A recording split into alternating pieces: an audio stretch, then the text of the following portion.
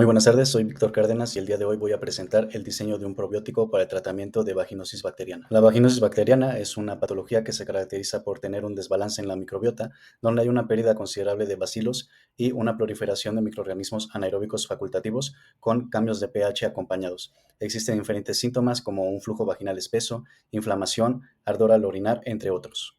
Se transmite principalmente por contacto sexual y el riesgo aumenta cuando se tiene más de una pareja sexual activa.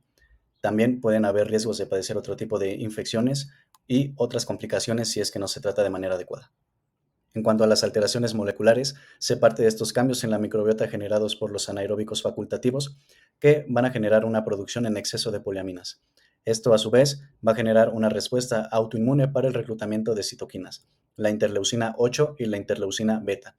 La interleucina 8 está vinculada con el reclutamiento de neutrófilos necesarios para poder combatir la infección. Sin embargo, se ha demostrado que una respuesta inadecuada de estos mismos puede generar complicaciones si es que los microorganismos logran acceder al interior del útero o las trompas de falopio. En cuanto a las etapas que conforman esta patología, se tiene una aparición preliminar que cabe destacar, hay veces en que esta infección suele ser asintomática, por lo tanto hay que tomar las precauciones disponibles. De no ser así, se pueden desarrollar diferentes complicaciones, como lo es el dolor pelviano crónico y embarazo ectópico, que puede generar posteriormente parto prematuro o incluso una progresión a sepsis. Para comprender acerca del impacto de la vaginosis bacteriana y sus complicaciones, se tienen diferentes datos estadísticos obtenidos a partir de un estudio realizado a distintas mujeres en las cuales se tuvo una prevalencia de vaginosis bacteriana de cerca del 33%, donde el grupo con mayor prevalencia estuvo constituido por menores de 19 años. Además, se tiene que el parto prematuro en México tiene una incidencia del 19%, donde se estima que cada año nacen alrededor de 200,000 bebés prematuros. Posteriormente se tiene la tasa de mortalidad por sepsis con un 30% al año. Dicho lo anterior, se propone la implementación de un tratamiento a base de probióticos constituido por diferentes cepas de lactobacilos. En este caso, para la validación del tratamiento, se propone la utilización de las tecnologías ómicas con diferentes enfoques. En este caso, hay que hablar un poco sobre lo que es la secuencia 16S, que en conjunto con 21 proteínas bien caracterizadas constituyen la subunidad ribosomal 30S. Esta región es altamente conservativa en microorganismos, sin embargo, presentan variaciones como lo son los oligonucleótidos firma, que van a permitir identificar y clasificar bacterias. En este caso, nos van a permitir validar el tratamiento mediante la secuenciación y identificación de la secuencia perteneciente a los lactobacilos que están constituyendo el probiótico. Para el proceso de secuenciación, se comenzará con el tratamiento por la enzima RNasa 3 del producto de la transcripción de esta región y posteriormente un proceso de purificación mediante perlas de afinidad con streptardina biotina. Una vez obtenido el purificado, mediante retrotranscripción se obtendrá cDNA y para la validación de la calidad se implementará un proceso de bioanalyzer.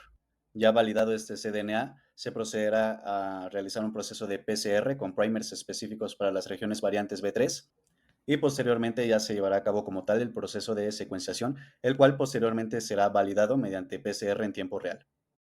Considerando lo anterior, mediante base de datos se hizo la búsqueda de las secuencias 16S de interés, que en este caso fueron las secuencias pertenecientes a los distintos microorganismos que conforman el probiótico. Hay que destacar que estas secuencias varían entre las 1500 y 1700 pares de bases y otro aspecto a considerar es que gran parte de estas secuencias se obtuvieron a partir de la metodología de Illumina, por lo cual fue la metodología considerada para los siguientes protocolos. Una vez que se ha determinado que los lactobacillus lograron colonizar la zona vaginal, se procede al establecimiento de una metodología que nos permita conocer la progresión del tratamiento. En este caso se propone una secuenciación de RNA que nos va a permitir determinar diferentes perfiles de expresión con respecto a la progresión del estado patológico.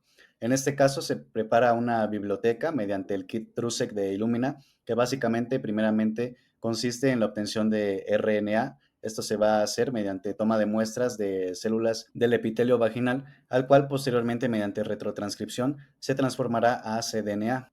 Una vez validada la calidad del cDNA obtenido, se procede a realizar la adición de adaptadores y posteriormente un proceso de amplificación por PCR. Ya que se tiene la biblioteca preparada, se procede al proceso de secuenciación mediante el protocolo NovaSeq 6000 de Illumina, que consiste en un equipo que va a llevar a cabo la secuenciación mediante síntesis, agregando diferentes oligonucleótidos con fluoróforos distintivos. Ya que se generaron las diferentes secuencias, se procede a definir lo que son los perfiles de expresión mediante softwares. En este caso, el software Salmon va a realizar alineamientos de la secuencia mediante base de datos con respecto a la secuencia de un genoma humano de referencia conocido. Esto va a permitir conocer del total de secuencias secuenciadas su asociación con distintos genes. Y una vez que ya se conocen los genes, se procede a definir los perfiles de expresión mediante DSEC2, que va a comparar la abundancia de transcritos y así definir aquellos genes que se están sobreexpresando o reprimiendo. Una vez que esto se define, podemos utilizar diferentes softwares como lo es Pathfinder, que nos va a realizar asociaciones entre los genes y las rutas metabólicas a las que podrían pertenecer, y Complex Heatmap, que dependiendo del perfil de expresión nos va a realizar un mapa de calor. Adicionalmente, se propone realizar un protocolo para lo que es la definición de un microarreglo.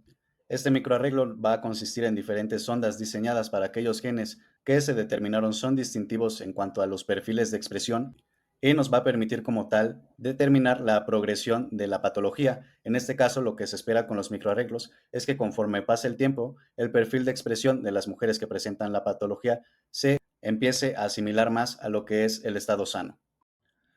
Una vez establecidas metodologías para la detección de las cepas del probiótico, así como para la proyección del tratamiento, se puede proceder a realizar un análisis metabolómico. En particular, estos análisis son particularmente útiles para poder relacionar la expresión de genes con la producción de ciertos metabolitos. En el caso específico de la vaginosis bacteriana, se ha detectado a partir de la literatura una correlación entre el aumento de putrescina y cadaverina y la disminución de espermina.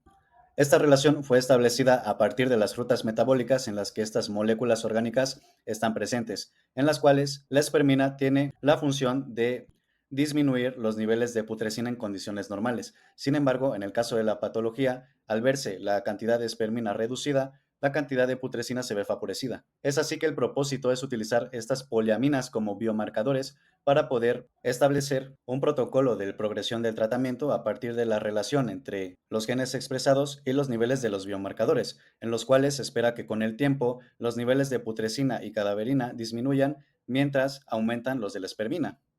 Para una primera metodología de cuantificación, se propone el uso de la cromatografía líquida y el espectrómetro de masas con electrospray, que fue el mismo utilizado para el análisis de este artículo. Ambas operaciones arrojarán lo que son resultados en forma de cromatograma y espectro de masas respectivamente. En el caso del cromatograma, se espera obtener un perfil similar al que se muestra en la figura 1, donde se asocia la abundancia relativa de los diferentes analitos con respecto al tiempo de retención en la columna. Y en el caso del espectro de masas, se espera obtener un resultado similar a la figura 2, en el cual se muestra la abundancia relativa de los iones con respecto a su masa carga de los diferentes fragmentos. Particularmente, este espectro fue obtenido de una base de datos de The Human Metabolome Database, que va a permitir asociar los diferentes patrones de fragmentación obtenidos en este caso a partir de manera experimental.